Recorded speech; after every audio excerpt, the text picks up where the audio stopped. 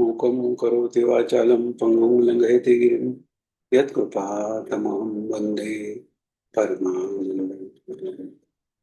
आपदामपरतारं दातारं सर्वसम्पदां लोकाभिरामं श्रीरामं नमाम्यहम्।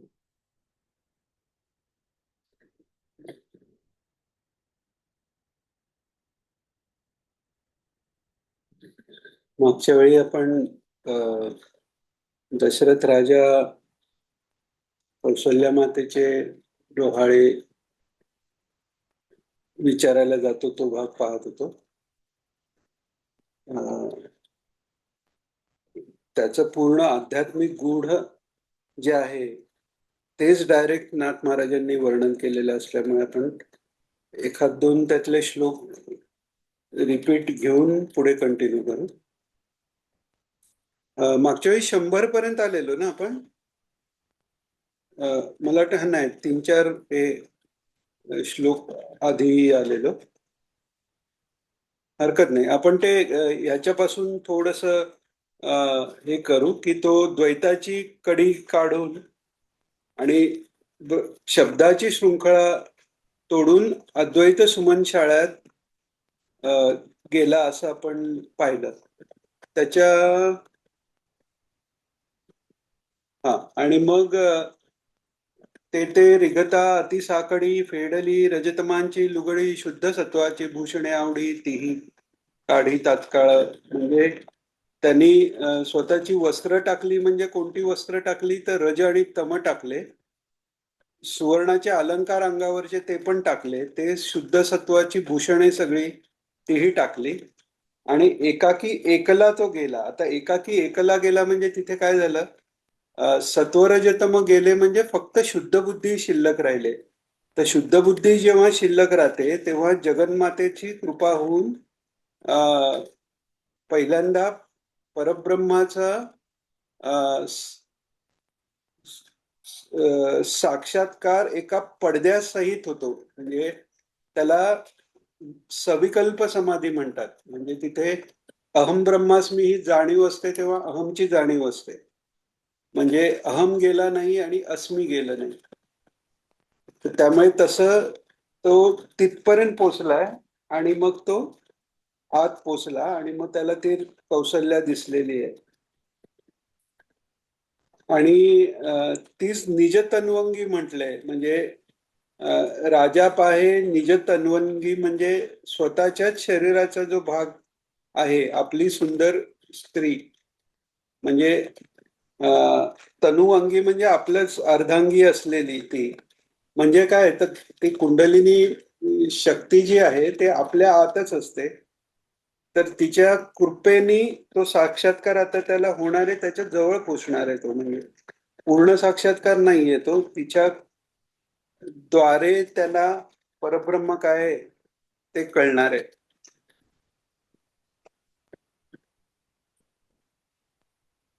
तर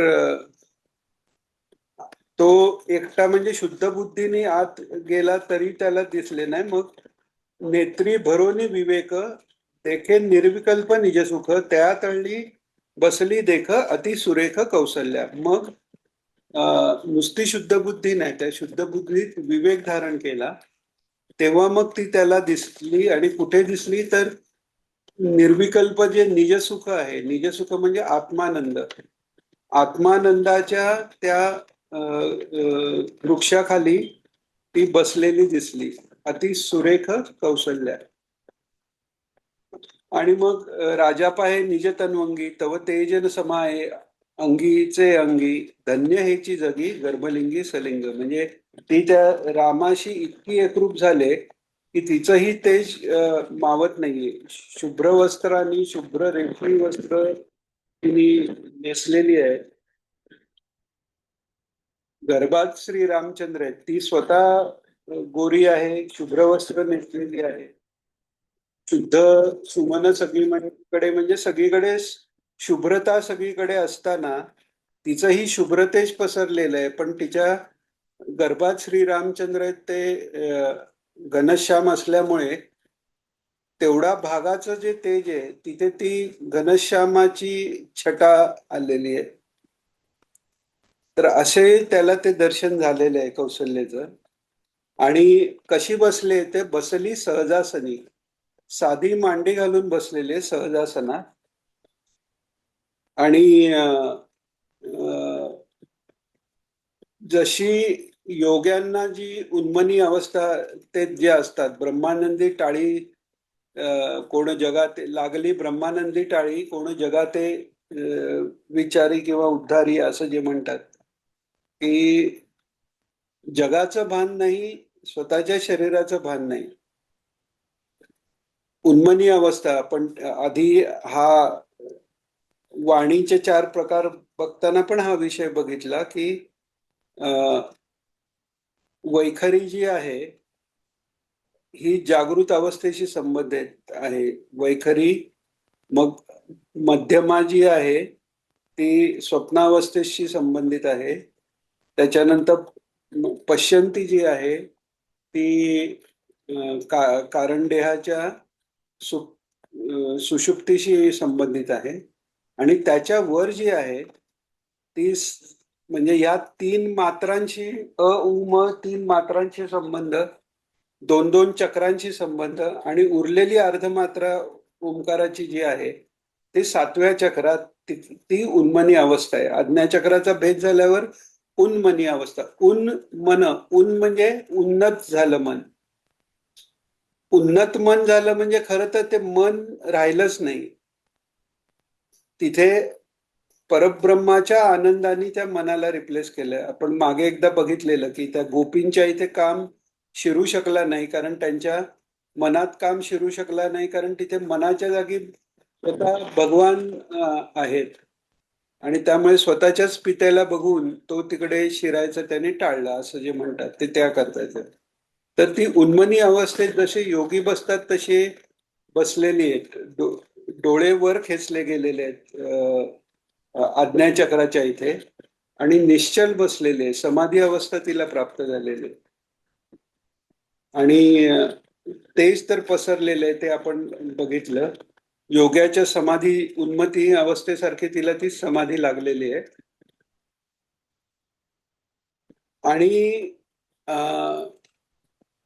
त्याला तिला बघितल्यावरच दशरथाची जी, कसं आहे की व्यवहारातला आनंद किंवा व्यवहारातलं दुःख, खरं आनंद ही दुःख रूपच असतो. याचं कारण काय, त्या आनंदाच्या भरीत जाऊन तो आनंद तेवढ्या पुरता असतो, पण त्याच्यानंतर तो आनंद टिकला पाहिजे किंवा त्याच्या संबंधीने भरपूर विचार येतात. तर त्यावेळी दशरथाच्या मनात भरपूर विचार आहेत. आता 4 मुलं होणार, मग प्रत्येकीचे डोहाळे आपल्याला पुजवे. आनंदाचे जरी विचार असले तरी जितके विचार तितका आत्मानंदापासून तो लांब आहे.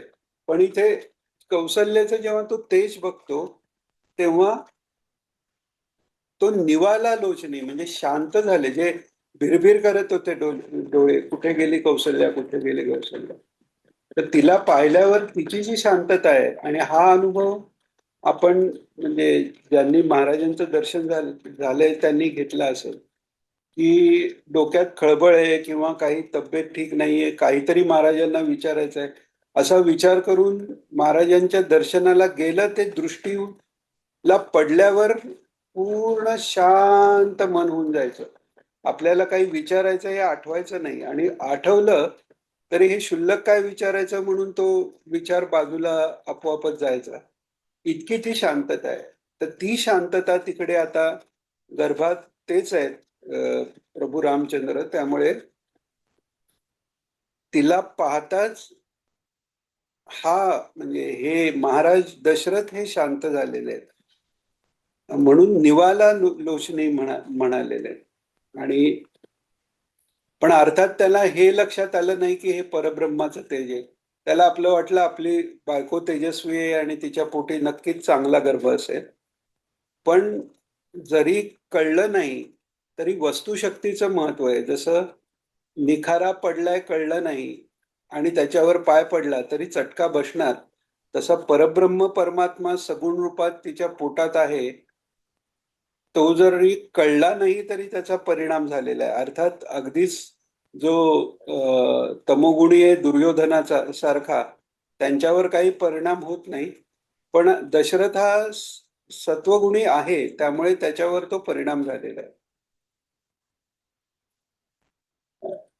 अ, आता तिला म्हणजे आता पुढे असं म्हणतात नाथ महाराज, तिसी देखताची दृष्टी आनंदे ओसंडे सकळ सृष्टी, तिसी करता सुखगोष्टी पडे मिठी स्वानंदी. तिला नुसतं बघून सुद्धा सगळी सृष्टी ही आनंदमय वाटायला लागते, किंवा तिची दृष्टी पडल्यावर सगळी सृष्टी आनंदमय झाली. तिच्याशी नुसतं बोललं तरी आनंदाला मिठी पडते म्हटलंय. इतकं तिचं ते तिथे असणं, तिचं अस्तित्वच इतकं आनंददायक आहे की तिला पाहिल्यावरच त्याच्या मनातनं अशा आनंदाच्या उकळ्या फुटायला सुरुवात झाली. तर अशी ती तिकडे बसलेली आहे. मग तिला जवळ बसवून तिची हनवटी धरून ते विचारतात की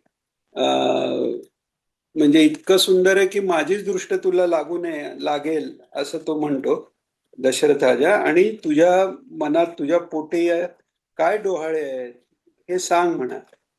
तर आता जे कौशल्य सांगते ते म्हणजे विशेष आहे, कारण ह्या कथा तशा आपल्याला सांगितल्या जात नाहीत. तर हे खूप छान ते वर्णन आहे की तो ते दृश्य डोळ्यासमोर आणा. तो म्हणजे बायकोला प्रेमाने विचारतोय की काय तुझे डोहाळे आहेत ते मी पुरवीन म्हणून. आणि हिची तर ब्रह्मानंदी टाळी लागलेली आहे. तर येरीन पाहे वरती ती, म्हणजे तो एवढा विचारतोय, ती डोळे वर करून पण पाहत नाहीये. तिची अर्धोन्मिलित दृष्टी आहे आणि पूर्ण ती त्याच आनंदात मग्न आहे. आणि पाहिल तरी कशी, कारण दृश्य द्रष्टा न देखे स्थिती, तिची स्थिती अशी आहे, उन्मनी अवस्थेत ती पोचलेली आहे. उन्मनी अवस्था म्हणजे तिथे द्वैत मोडलेलं आहे. त्यामुळे द्रष्टा, दृश्य आणि दृष्टी असा काही भेदच नाहीये. म्हणजे द्रष्टा जो आहे तो साक्षी आत्मा, आणि तो जो बघतो, बघतो म्हणजे डोळ्यांनी बघतो नुसतं नाही, आपण ऐकतो. जे काही एक्सपिरियन्स आहे त्याला कलेक्टिव्हली बघतो म्हटलं जातं. जसं इंग्लिशमध्ये आपण म्हणतो व्हिज्युअलायझेशन. व्हिज्युअलायझेशन म्हणजे आपण आवाजाचं पण व्हिज्युअलायझेशन करतो. म्हणजे समजा आपण म्हटलं की आता व्हिज्युअलाइज करा अमुक गाणं लता मंगेशकरनी कसं म्हटलंय, तर ते नुसतं लता मंगेशकर कशी हावभाव करते नाही ना, ते आपण आवाज पण इमॅजिन करतो. तर व्हिज्युअलायझेशन म्हणजे सगळा एक्सपिरियन्स जसा, तसं इथे द्रष्टा म्हणजे अनुभव त्रयस्थपणे पाहणारा, आणि दृश्य म्हणजे ते विश्व सगळं, जो विषय जे आहेत ते सगळे. पण हा फरकच राहिलेला नाही, उन्मनी अवस्था आहे. आणि रामाच्या रूपी सगळी वृत्ती, म्हणजे ती गर्भात असला तरी डोळ्यासमोर त्याचं पूर्ण स्वरूप आहे. म्हणजे तुझे रूप चित्ती राहो मुखी तुझे नाम, ते रूप चित्तात आलेलं आहे. म्हणजे असं नाही की फक्त उदरात राम प्रभू आलेले, तिच्या चित्तातही ते आलेले. आणि त्या सगुण रूपाचा महिमा असा आहे की असं नाही की नुसतं तिला व्यक्त काही नाही आणि सगळं अव्यक्त आहे इथे. व्यक्त अव्यक्त हा पण भेद गेला. कारण काय होतं, ज्ञानमार्गाने जे जातात त्यांना ब्रह्मसत्य जगन मिथ्या म्हटलं म्हणजे ब्रह्माशिवाय, परब्रह्माशिवाय जग म्हणून काहीतरी मिथ्या वस्तू आहे ह्याच्या पलीकडे ते गेलेले नाहीयेत. पण यशोदा कौसल्या मातेची स्थिती अशी आहे, तोंडात सारखं यशोदा माताच येतं इतकी सवय. तर तिची स्थिती अशी आहे की वेगळं म्हणायला, माया वेगळी किंवा हे म्हणायला तो अनुभवच नाही. असं म्हणतात समजा काळोखाचा अनुभव घ्यायचा आहे. करपात्रीजी महाराजांनी हे उदाहरण दिलंय की काळोख जर पाहायचा आहे तर हातात कंदील घेऊन जाऊन काळोख दिसणार नाही. तो काळोखाच्या आत बसूनच काळोख पाहायला लागतो. त्यामुळे तसंच सगळं जे ज्ञान आहे किंवा हा जो विवेक आहे, नित्यानित्य विवेक, क्षेत्रज्ञ विवेक, माया वेगळी, अमुक वेगळं, हे नाही ते नाही, हे सगळं त्या काळोखाच्या आतलंच आहे. फक्त ते योग्य मार्गाने प्रकाशाकडे नेणार आहे. पण जो प्रकाशरूप आहे, परब्रह्म परमात्मा आहे, त्याला कुठली माया दिसणार? तो प्रकाशित झाला. जो लपोनी जगदाभासू दावी मग ग्रासू प्रकटला करी, ज्ञानेश्वर महाराज सांगतात चांगदेव पासष्टीत. म्हणजे तो जर प्रकट झाला तर तिथे अज्ञान राहणारच नाही. त्यामुळे ईश्वराला अज्ञानाचा अनुभवच नाहीये. तर तसा ही आता ती ईश्वर रूप झालेली आहे तिथे. डोहाळे तिचे काय आहेत तर वेगळं मन राहिलेलंच नाहीये. रामचंद्र चित्तात आहेत तिच्या. तर त्यामुळे तिला बघणारा आणि दृश्य, विषय आणि विषयभोग घेणारा इंद्रिय किंवा त्याला बघणारा मी असाही भेद नाही. साक्षी भावही नाही. म्हणजे आपण अध्यात्माचा अभ्यास करताना आपण म्हणतो की साक्षी रूपाने सगळीकडे पाहावं किंवा द्वासपूर्णा सुपर्णा जो श्लोक आहे, फेमस जे उदाहरण आहे की देहाच्या वृक्षावर दोन पक्षी आहेत, एक जीव आहे आणि शिव आहे.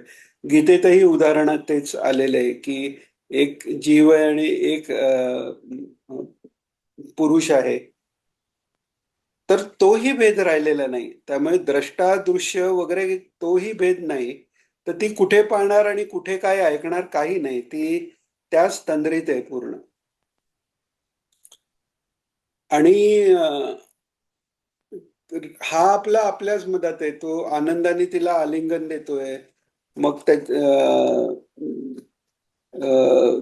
म्हणजे त्याचा जो प्रेम आहे ते ओसंडून चालतोय.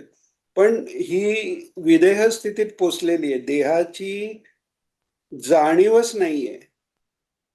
तर त्यामुळे तिला त्यांनी परत परत विचारून किंवा आलिंगन दिलं किंवा हे, तरी तिला देह आठवत सुद्धा नाहीये.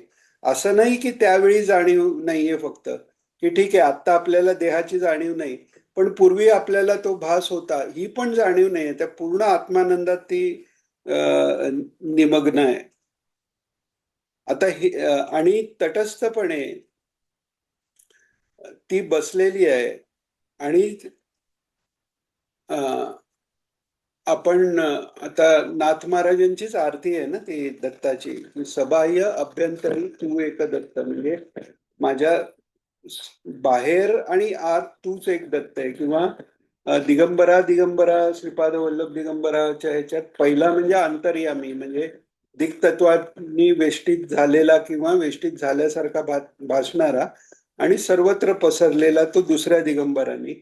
म्हणजे नोशनल तरी फरक दाखवलाय ना, कारण तो दाखवला नाही तर आपल्याला कळणार नाही. पण जो त्या अवस्थेला पोचलेला आहे त्याला अंतर्यामी वेगळा, सर्वव्यापक वेगळा किंवा जीव वेगळा, हा फरकच नाहीये ना. तसा तिला सबाह्य सबाह्य अंतरी उरला नाही, तटस्थ पाही श्रीराम. म्हणजे तो रामचंद्र फक्त तिच्या पोटातच आहे असं नाही. तो तिचा फक्त अंतरात्मा आहे तिला कळलंय असं नाही, किंवा तो सर्वव्यापी आहे आणि तोच अंतरात्मा आहे असं नाही. सबाह्य अभ्यंतर म्हणजे बाहेरचं आतलं असा काही फरकच नाहीये तिच्या ह्याच्यात. आणि केवळ राम म्हणजे वासुदेवच सर्वम असं ते तिचा अनुभव त्यावेळी आहे. आणि त्यामुळे अर्थातच जो व्यावहारिक रिस्पॉन्स द्यायचा आहे, जे राजाला रेसिप्रोकेट करायचे, तो जो बोलते त्याला, त्याचं काहीच चिन्ह नाही. त्याची किंचितही अॅक्नॉलेजमेंट नसल्यामुळे हा घाबरलेला आहे. कारण हा सत्वगुणी असला तरी सत्वाबरोबर रजोगुण पण आहे. दशरथ राजा धर्म सगळा जो आहे, धर्माचं जे आचरण आहे तर कुठल्याही गोष्टीचं आचरण म्हणजे तिथे रजोगुण लागतो.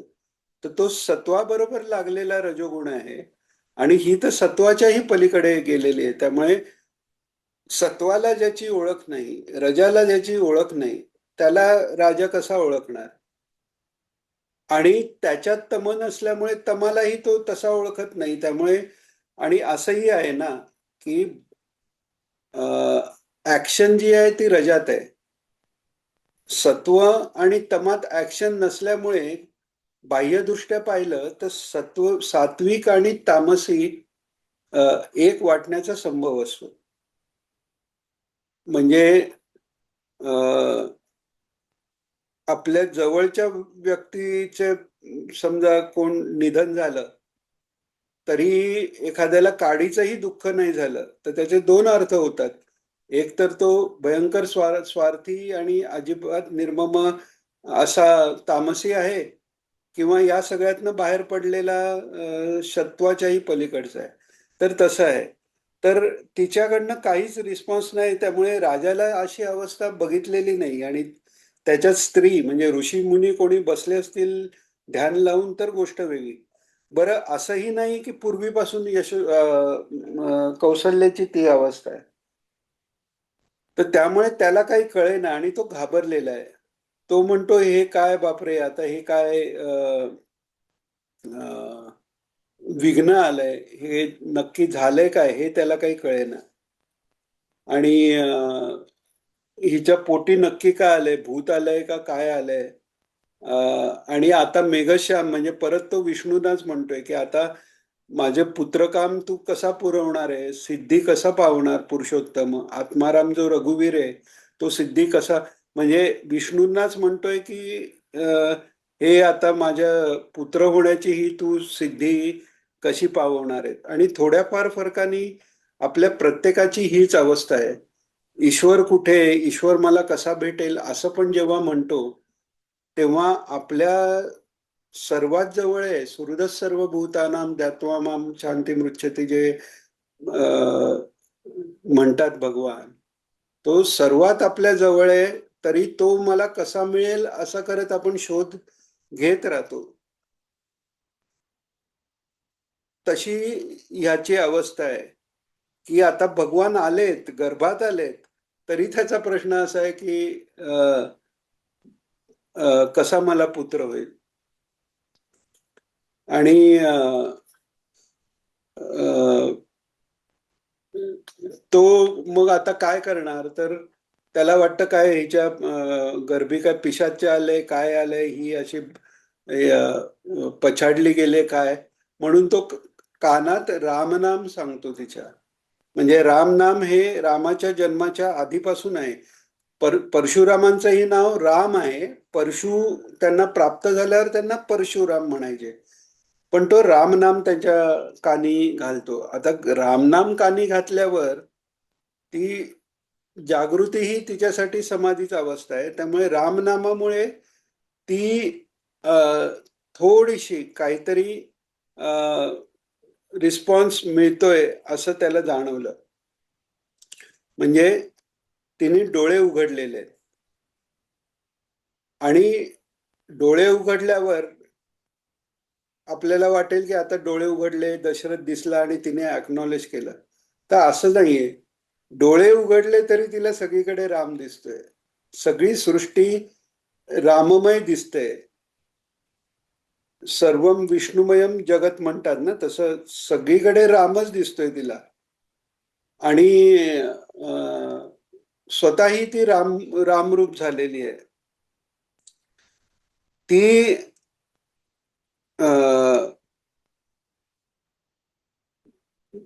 तिला राजा पाहतोय तर त्याला तिचं ते तेज सहन होत नाही, तिच्या डोळ्याचं तेज सहन होत नाही.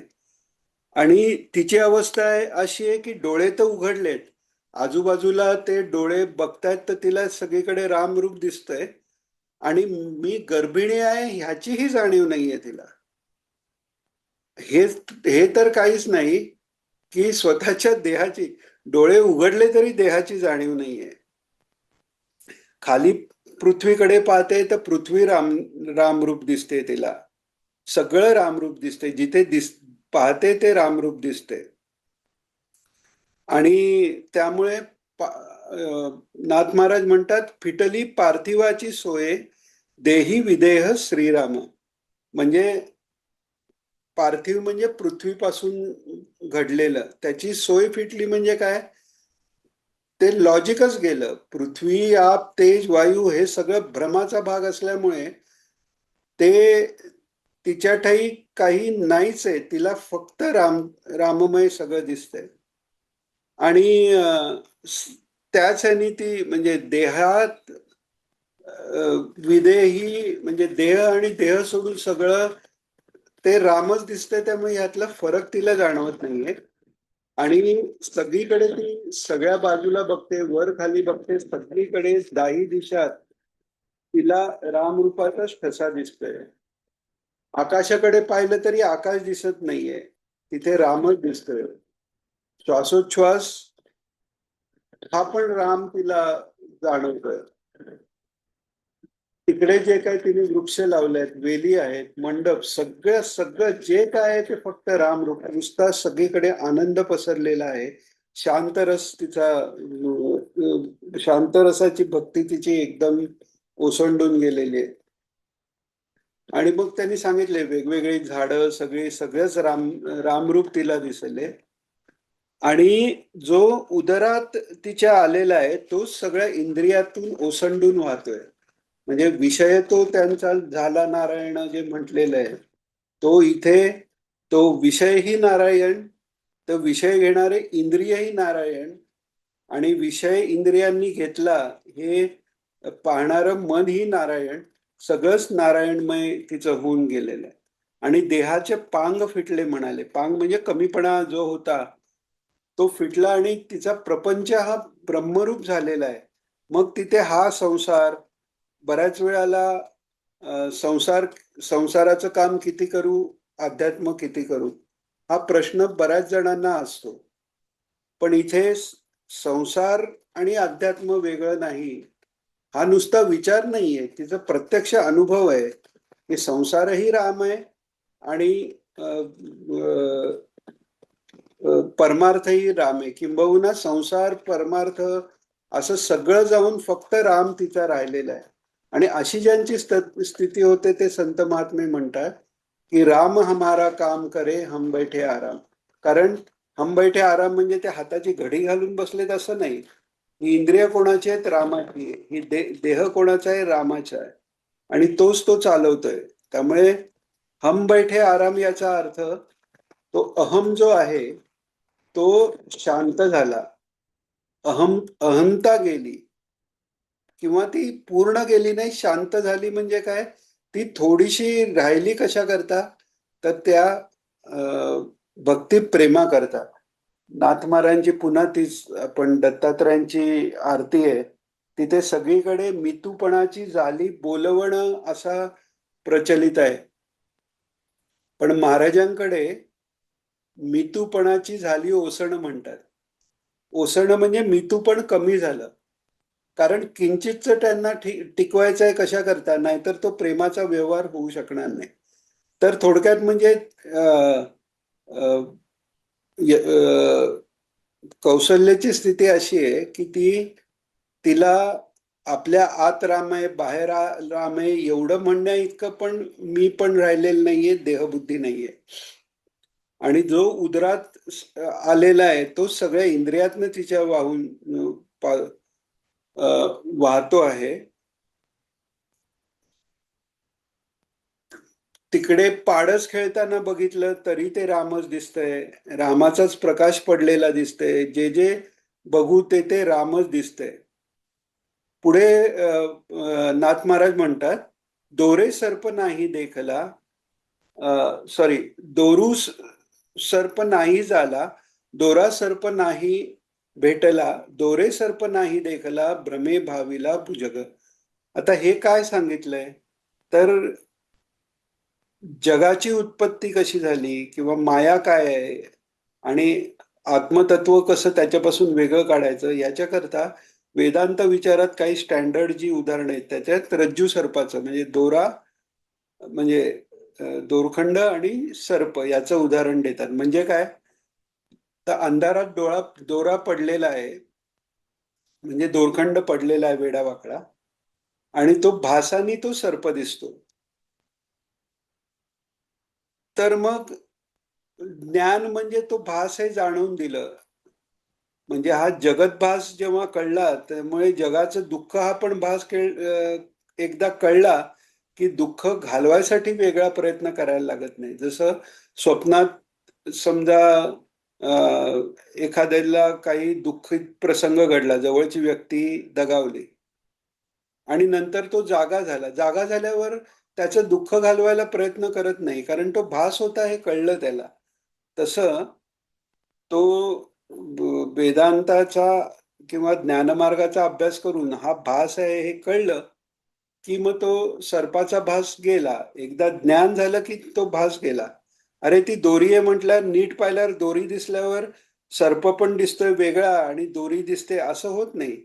तो सर्प नव्हताच, नंतर नाहीसा झाला असं नाही, नंतर कळलं की तो नव्हताच असं.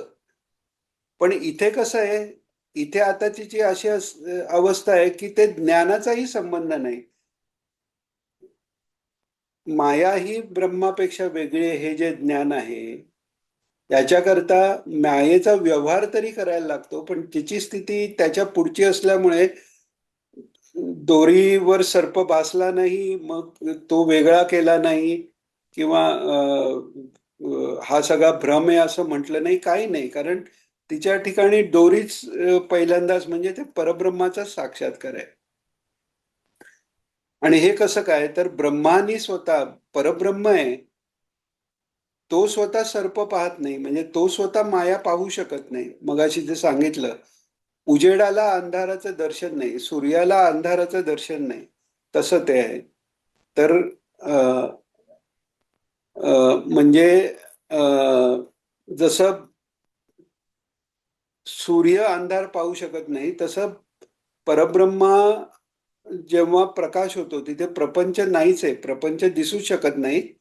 त्यामुळे ब्रह्मानी प्रपंच कधी चालला नाही. ब्रह्मानी म्हणजे ब्रह्मदेव नाही, परब्रह्म जे आहे त्यांनी प्रपंच चाकला नाही आणि ऐकलाही नाही. आणि अ, भ्रम फक्त जो अध्यास झालेला आहे तिकडे त्या बुद्धीला, ती बुद्धी ही मायेत आहे, तिला तो फक्त भ्रम झालेला आहे असं सांगितलंय.